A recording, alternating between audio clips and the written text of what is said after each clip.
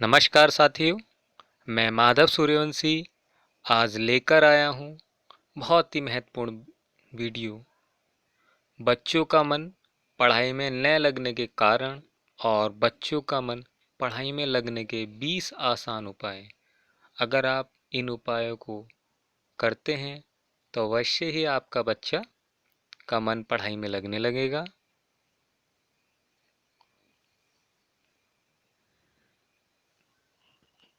वैसे तो बच्चों का मन पढ़ाई में न लगना एक सामान्य सी बात है, लेकिन यह समस्या अगर अत्यधिक हो जाती है तो माता पिता को चिंतित होना लाजमी ही होता है।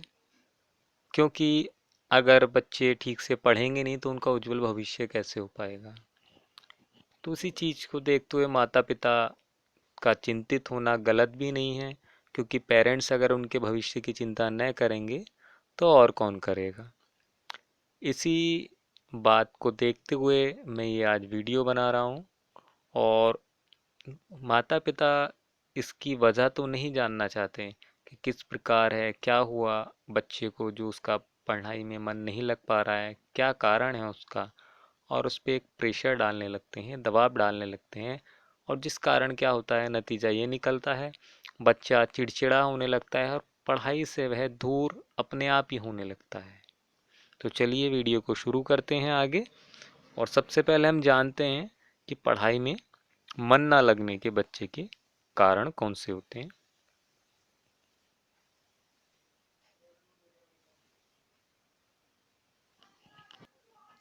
पहला कारण हो सकता है आपका बच्चा स्वास्थ्य संबंधी समस्याओं से तो ग्रसित नहीं है। कहीं उसका वजन ज़्यादा तो नहीं बढ़ रहा है, अस्थमा का कहीं वो पेशेंट तो नहीं है, या कोई उसको अन्य बीमारी तो नहीं है। इस चीज़ का आप ध्यान रखें। उसका दिमाग तेज ना हो, ये भी कारण उसका हो सकता है कि पढ़ाई में मन नहीं लगता। लर्निंग पावर कमज़ोर होना, उसको सीखने की जो उसकी पावर है, जो क्षमता है, वह उसकी कमज़ोर है, यह भी एक कारण हो सकता है जिस कारण से उसका पढ़ाई में मन नहीं लगता है। अगला कारण है भावात्मक समस्याएं। हो सकता है कि आपसी परिवार या फिर जहाँ पे वो पढ़ता है स्कूल में, वहाँ पर वह किसी प्रकार की बातों से डरता हो। यहाँ वहाँ का जो माहौल है उससे उसके मन के भावों में कोई परेशानी चल रही है, जिस कारण से उसका मन पढ़ाई में नहीं लगता है। अगला, अगर हम बात करें hyper activity disorder. Hyper activity disorder यह बच्चों में होने वाला एक सामान्य मानसिक विकार है। इसमें बच्चों की में जो एकाग्रता होती है पढ़ाई में, उसकी कमी आ जाती है, जिस कारण से बच्चे का मन पढ़ाई में नहीं लगता है। थकान या नींद पूरी नहीं होना, यह भी एक कारण हो सकता है कि आपका बच्चा ठीक से पढ़ाई नहीं कर पा रहा है। बच्चे के अगर पूरी नींद पर्याप्त मात्रा में नहीं मिल पाएगी तो उसका जो पढ़ाई में मन है नहीं लग पाएगा, उसका शरीर थकान महसूस करेगा। तो बच्चे के लिए कम से कम 8 से 10 घंटे का सोना आवश्यक है। अभी हमने बच्चों का मन पढ़ाई में न लगने के कारण के बारे में जाना। अब हम इनके उपाय के बारे में जानते हैं कि किस प्रकार से हम बच्चों के मन पढ़ाई में लगने के जो कारण हैं उनको दूर कर बच्चे का मन पढ़ाई में लगवा सकते हैं। किस प्रकार से? पहला, बच्चे के प्रयास की सराहना करें। यदि बच्चे का मन पढ़ाई में नहीं लगता है तो उसे डांटे नहीं, उसे समझाने की कोशिश करें। अगर वह कुछ गलती करता है तो उसे समझाएं ठीक से, और उसके साथ बैठें, बच्चे के साथ बैठकर होमवर्क को उसका पूरा कराएं। छोटी छोटी सफलताओं के लिए उसे सराहना दें, बोलें कि बहुत अच्छा किया आपने, बहुत अच्छा किया। इससे क्या होगा, जो बच्चे का एक मानसिक लेवल होता है, जो मानसिक संतुलन होता है, उसका विकास होगा और बच्चे का मन पढ़ाई में लगने लगेगा। और उनके स्कूल में क्या चल रहा है इस बात की भी जानकारी बच्चे से करें। और जो होमवर्क है उसमें तो आपको हेल्प करना ज़रूरी है। नींद का ख्याल, ये कारण में भी आपको बताया था, बच्चे की नींद का ख्याल आपको ज़रूर रखना पड़ेगा, क्योंकि बच्चे की नींद पूरी ना होना भी एक कारण हो सकता है कि बच्चे का नहीं मिल पा रहा है उसको पूरी तरीके से। तो शरीर में थकान सी रहती है जिस कारण बच्चे का मन पढ़ाई में नहीं लगता है। और इस बात का ध्यान दें कि आप जब बच्चे को लेकर बिस्तर में सोने के लिए जाएं तो उस समय में टीवी हुआ, मोबाइल हुआ, ये चीज़ें ना दें। उससे क्या होगा, माइंड उसका डिस्टर्ब रहता है सोने के समय में। तो अपना जो बच्चा निंद्रा के लिए जा रहा है उसको कहानियाँ, अच्छी अच्छी कहानियाँ सुनाएं जिससे बच्चे का माइंड डेवलप होगा। अगला उपाय है व्यायाम, एक्सरसाइज आप बच्चे को डेली कराएं। व्यायाम करने से क्या होता है कि बच्चे की जो हेल्थ है वह भी अच्छी होगी और वह पढ़ाई में भी पूरा मन लगा पाएगा। इसमें WHO ने एक रिसर्च किया है और उसने भी बताया कि एक्सरसाइज करने से बच्चे का पढ़ाई पर सकारात्मक प्रभाव पड़ता है और व्यायाम करने से एकाग्रता में भी सुधार होता है। अगला उपाय है हेल्दी डाइट। बच्चे को पढ़ाई में मन लगने के लिए उसकी हेल्दी डाइट होना भी आवश्यक है, क्योंकि अगर बच्चे के अंदर पोषण की कमी होगी तो उसका सीधा का सीधा जो असर पड़ता है उसके मानसिक और शारीरिक विकास पर पड़ता है, जिस कारण से अच्छे स्वास्थ्य और मानसिक विकास के संतुलन आहार मिलना जरूरी है। और अगर संतुलित आहार उसको नहीं मिल पाएगा तो बच्चे का जो मानसिक विकास है वो ठीक तरीके से नहीं हो पाता है। आज के समय में आप देख रहे हो कि जो बच्चे हैं वो जंक फूड ज़्यादा पसंद करते हैं खाना, क्योंकि जंक फूड खाना जो है वह बच्चे के लिए गलत है। बच्चे को फल, सब्जी, दूध, अंडे और अच्छा पौष्टिक भोजन ही खिलाएं। अगला है उपाय पढ़ाई के लिए सही जगह का चुनाव। पढ़ाई के लिए सही जगह का चुनाव ये बहुत ही महत्वपूर्ण है, क्योंकि जिस जगह पर आप बैठकर पढ़ोगे, बच्चे को पढ़ाओगे, वह जगह एक बहुत अच्छी होनी चाहिए। अच्छी का मतलब है कि वहाँ पर एक कमरा अगर आपके पास है अलग पढ़ाई के लिए तो अच्छी बात है, और अगर नहीं है तो भी कोई बात नहीं। वहाँ पे किसी भी प्रकार का डिस्टर्बेंस नहीं होना चाहिए, हवादार होना चाहिए, रोशनी आती भी होनी चाहिए। और पढ़ाई के समय ऐसा ना हो कि किसी प्रकार की कोई टीवी चला के बैठ गया, कोई कुछ करके बैठ गया, तो ये इस तरह के नहीं होना चाहिए। तनाव मुक्त रखें, बच्चे को तनाव मुक्त रखें, इससे उसका पढ़ाई में भी मन लगेगा। क्या होता है कि जो बच्चे होते हैं, पेरेंट्स घर पे कुछ करते रहते हैं आपसी, उससे बच्चे पर एक अलग प्रभाव पड़ता है जिससे उसका पढ़ाई में मन नहीं लग पाता है।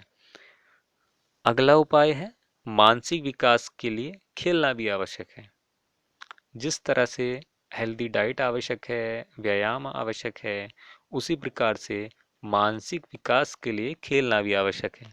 अब खेलने से मैं आपको बताऊं कि ये नहीं कि आज के समय में जो टेक्नोलॉजी इतना बढ़ गया है कि जिस कारण से लोग जो बच्चों को मोबाइल दे देते हैं, वो मोबाइल में गेम खेलते रहते हैं या कुछ लैपटॉप में खेलते रहते हैं, वह खेल की बात यहाँ पर मैं नहीं कर रहा हूँ। मैं खेलने की बात कर रहा हूँ कि आप कुछ भी ऐसा खेल खिलाएं बच्चे को, चाहे आप घर से बाहर खिलाएं या घर के अंदर खिलाएं, कैरम बोर्ड हुआ या कुछ ऐसा गेम हुआ, आप खुद भी बच्चे के साथ में बैठ के खेलें। मोबाइल जो होता है ये बच्चे को परेशानी करेगा और उसके दिमाग पे भी सीधा प्रभाव डालेगा। इसलिए अब हम आते हैं, घर का माहौल हमेशा ठीक रखें, क्योंकि यह भी एक विशेष कारण हो सकता है। इसलिए घर का माहौल ठीक रखें। घर का माहौल ठीक होगा तो बच्चे का मन पढ़ाई में लगेगा, और जो परिवार के सदस्य होते हैं घर के, वो आपस में लड़ना या मानसिक स्वास्थ्य पर एक बुरा असर डालता है। क्योंकि परिवार के सदस्य अगर आपस में लड़ेंगे तो छोटे बच्चे पे जो है वो डिप्रेशन का शिकार होगा। जैसा उनको देखेगा वैसा उसके दिमाग पे असर पड़ेगा, क्योंकि वो छोटा बच्चा होता है। ये पॉइंट दोबारा आ गया। यहाँ पर आते हैं 10वें नंबर पे, टाइम टेबल सेट करना। बच्चे को पढ़ाने के लिए छोटे छोटे टाइम टेबल सेट करें, डेली का टाइम टेबल सेट करें।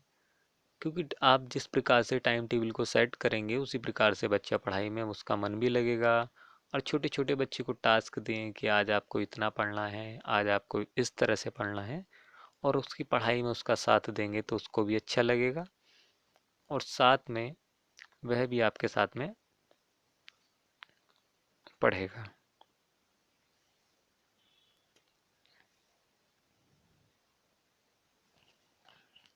अगला उपाय, होमवर्क में बच्चों की मदद करें।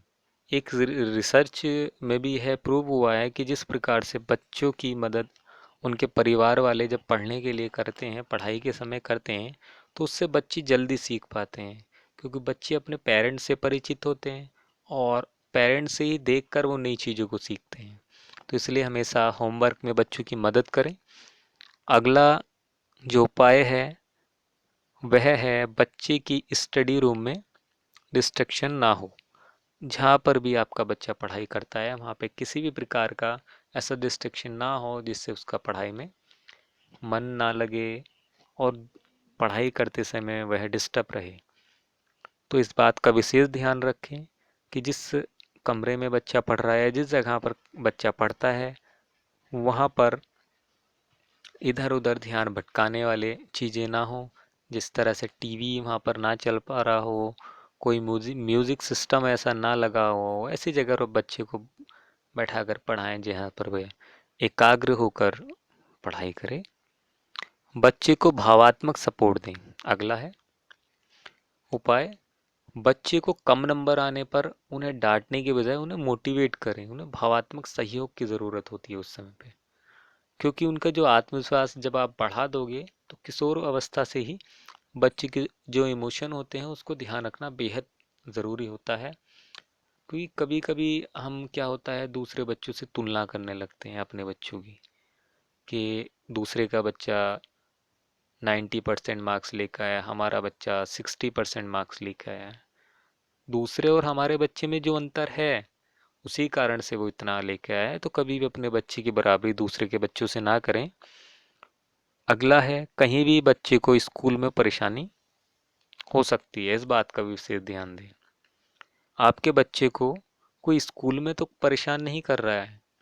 उस कुछ बच्चे इस तरह के छोटे होते हैं कि वो लड़ाई झगड़ा करते हैं, कुछ टॉर्चर करते हैं, कुछ अलग अलग तरीके का व्यवहार होता है जिससे बच्चा दूसरों को बता नहीं पाता, घर में नहीं बता पाता, उसी के बारे में सोचता रहता है जिससे उसका पढ़ाई में भी मन नहीं लग पाता। तो इस उपाय पर विशेष ध्यान दें। अपने बच्चे से बात करें, कोई उसको परेशानी तो नहीं है, कोई स्कूल में तो उसको परेशान नहीं करता है, उसके फ्रेंड्स किस तरह से हैं, टीचर्स हैं वो पढ़ाते हैं किस तरीके से पढ़ाते हैं। अगला उपाय है, बच्चे की मदद करते वक्त गुस्सा नहीं करें। ये बहुत ही ज़रूरी है। जिस समय आप बच्चे को बैठा करके पढ़ा रहे हो, पढ़ाते समय अगर बच्चा किसी जगह पर अटक जाता है, कुछ शब्द पढ़ने में अटक जाता है या उसको कुछ समझ नहीं आता है, तो उसे उस समय पर प्यार से समझाएं। एक बार समझाएं, दो बार समझाएं, बार बार समझाएं। क्योंकि अगर आप उसको डांटोगे तो वैसे भी वो इनएक्टिव हो जाएगा। क्यों हो जाएगा इनएक्टिव? क्योंकि पढ़ाई के समय आप अगर डांटने लगोगे तो उसका माइंड डिस्टर्ब हो जाएगा। इसलिए बच्चे की मदद करते समय उसको गुस्सा ना करें, उसको समझाएं किस प्रकार से होता है। इस तरीके से उसको नहीं समझ आ रहा है, दूसरे तरीके से समझाएं, समझाने का प्रयास करें। अगला, बच्चे को रिश्वत की आदत बिल्कुल भी ना डालें। ये बेहद बहुत ही महत्वपूर्ण है। रिश्वत का मतलब है कि आपने बच्चे से सुबह कहा कि आप इतना समय तक आप अपना होमवर्क कंप्लीट कर लोगे, मैं आपको चॉकलेट दूंगी। आपने फिर कहा कि नेक्स्ट डे कि अगले दिन आपको ये मिलेगा। तो बच्चों को किसी प्रकार का कोई लालच ना दें, क्योंकि रिश्वत अगर आप दोगे तो फिर उसका बच्चे का जो दिमाग है वो सिर्फ उसी तरफ चला जाता है और धीरे धीरे उसकी जो चाह है, जो आप दे रहे हो, क्या दे रहे हो, रिश्वत, यानी कि जो गिफ्ट आप उसको दे रहे हो उससे उसकी चाह बढ़ती जाएगी। और जिस दिन आप उसको नहीं दोगे वह मायूस होगा, चिड़चिड़ा होगा, गुस्सा करेगा और ज़बरदस्ती वही चीज़ लेगा।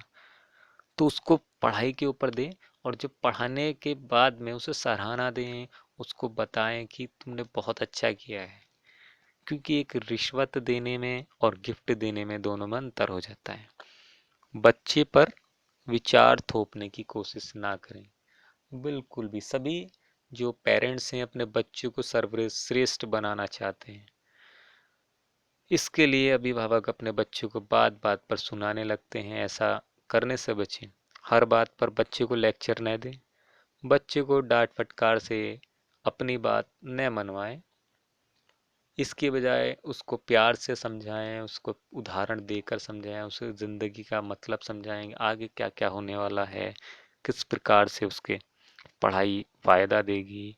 क्योंकि बच्चों को छोटे छोटों को आप जितना समझाएंगे बड़ा होकर वह उतना ही समझदार बनेगा। अगला है असफलता को सफलता की सीढ़ी बताएं अपने बच्चे को। अगर वह कभी असफल होता है तो वहाँ पर वो मायूस होगा। मायूस होने के बाद में डीमोटिवेट होने के कारण कभी कभी ऐसा होता है कुछ बच्चे मैदान से बाहर हो जाते हैं, सोच लेते हैं कि मैं आगे नहीं हो पाऊंगा, इससे ज़्यादा नहीं हो पाऊंगा। तो उसको डीमोटिवेट ना होने दें। उसको बताएं कि असफलता ही सफलता की सीढ़ी है। आज आप असफल हुए तो कल सफल भी अवश्य ही होंगे। मुश्किल काम में अगला है, मुश्किल काम में छोटे छोटे टास्क को बांट कर दें। आपको लगता है कि जो बच्चा को आप स्टडी कर रहा है उस समय भी जो पढ़ाई कर रहा है, अगर वह मुश्किल है, कोई कविता है या कुछ भी ऐसा है, तो उस काम को छोटे छोटा बांट दें। मान लीजिए कोई बड़ी कविता है तो उस कविता को दो पार्टों में बांट कर उसको याद कराएं, जिससे उसको याद भी जल्दी होगा और उसको ऐसा नहीं लगेगा कि ये बहुत भारी है, नहीं याद होगी। तो इस बात का विशेष ध्यान दें। 20वां उपाय है, बच्चे के सीखने के तरीके को समझें। सबसे महत्वपूर्ण जो है वो यही है कि बच्चे को आप किस तरीके से पढ़ा रहे हो और आपका बच्चा किस प्रकार से सीखना है। कुछ बच्चे होते हैं कि वो एक बार पढ़ लेते हैं और उनको सब याद हो जाता है। कुछ बच्चे ऐसे होते हैं कि बार बार पढ़ लेते हैं उसके बाद भी उनको याद नहीं हो पाता है। कुछ बच्चे ऐसे हैं कि कुछ उन्होंने सुना उसके बाद भी याद हो जाता है। कुछ ऐसे होते हैं जो लिख कर याद करते हैं। आपने देखा होगा कुछ बच्चे गाने के रूप में बहुत कुछ याद कर लेते। तो आपका बच्चा किस प्रकार से सीखता है उस तरीके को समझने का प्रयास करें। क्योंकि यही एक तरीका मेन है कि जब आपके बच्चा किस प्रकार से सीखता है उसको आप समझ जाएंगे तो उसको सिखाने में भी आपको आसानी होगी। आगे चलते हैं। जिस प्रकार से हमने अभी उपाय पढ़े हैं उसी प्रकार से माता पिता को भी कुछ विशेष बातें होती हैं जिनका ध्यान रखना आवश्यक होता है। सबसे पहली बात कि जब भी आप बच्चा आपका पढ़ाई कर रहा है तो उसके साथ में बैठें, उसको साथ बैठकर होमवर्क उसका पूरा कराएं। और दूसरी मेन बात ये कि उस समय पर आप मोबाइल और लैपटॉप से दूर रहें। ऐसा नहीं कि आप बच्चे को बैठा के पढ़ा रहे हैं और साथ में मोबाइल भी चला रहे हैं या लैपटॉप पे कुछ काम कर रहे हैं, या फिर पढ़ते समय जब बच्चा पढ़ रहा है उसको पढ़ाते समय पे कुछ अन्य काम आप करने लग गए। कोई भी ऐसा काम हो सकता है, उससे बच्चा डिस्टर्ब होगा, वह अपनी पढ़ाई पे भी देखेगा और आपकी जो काम कर रहे हैं उस पर भी ध्यान देगा, उसका डिस्टर्बमेंट होगा। तो उस चीज़ का विशेष ध्यान रखें।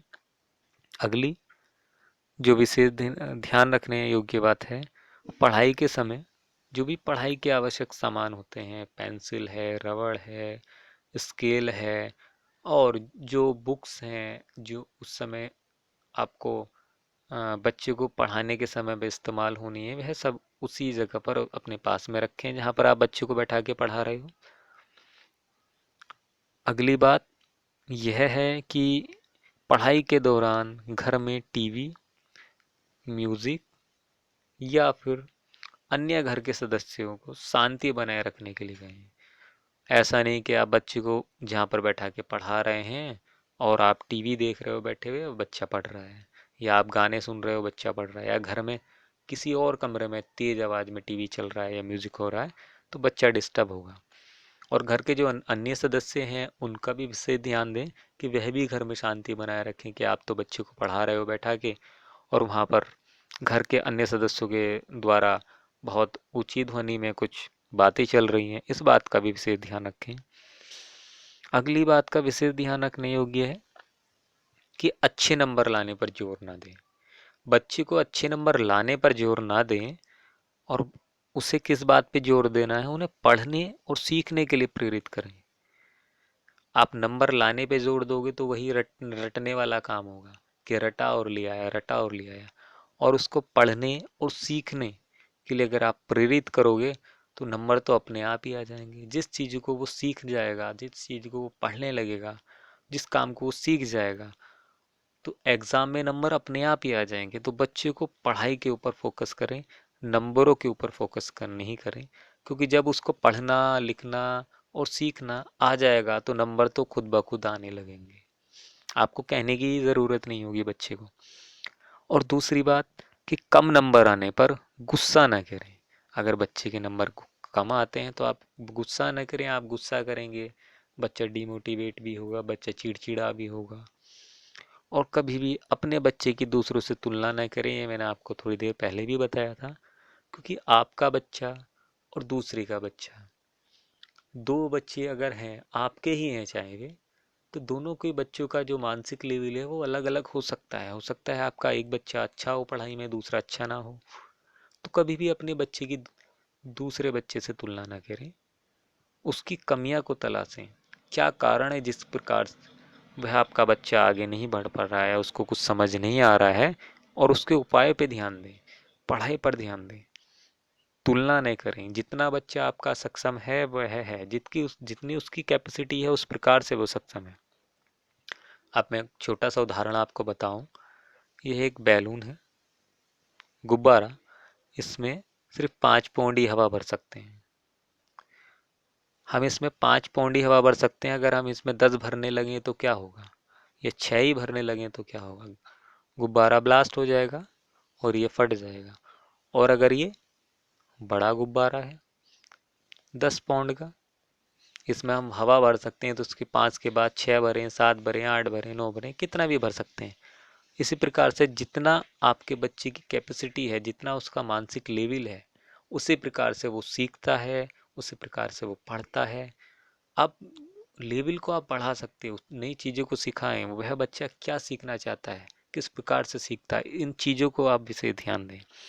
अगली बात है यह है कि बच्चे को अगली बार और अच्छी परफॉर्मेंस के लिए मोटिवेट करें। अगर आपका बच्चा नंबर कम लाता है तो अगली बार के लिए उसको मोटिवेट करें कि कोई बात नहीं, नेक्स्ट टाइम या नेक्स्ट एग्ज़ाम में हम इससे बहुत अच्छा करेंगे। आप खुद उसके साथ मेहनत करेंगे और अच्छा परफॉर्मेंस बच्चे का आएगा। तो ये जो मैंने आज आपको बताए हैं कारण हैं, और किन बातों का उपाय रख कर आप बच्चों को पढ़ाई में मन लगा सकते हैं, इन बातों पर विशेष ध्यान दें। और ये वीडियो यहीं पर समाप्त होता है। मैं आशा करता हूँ कि आज की वीडियो में मैं आपको बहुत सारी बातें बता पाया हूँ। उम्मीद करता हूँ इसी प्रकार से आगे भी मैं वीडियो लाता रहूँगा। वीडियो को देखने के लिए धन्यवाद। और मैं रिक्वेस्ट करता हूँ कि कमेंट में आप अपने बच्चे की स्थिति को बताएं कि किस प्रकार से, क्या कारण हैं आपके बच्चे के अंदर, कौन से कारण ऐसे निकल रहे हैं जिस कारण से आपके बच्चा नहीं पढ़ पाया है। और उसके बाद में उन उपाय को करने के बाद भी बताएं कि क्या आपके बच्चे में इम्प्रूवमेंट आया है। धन्यवाद। जय हिंद।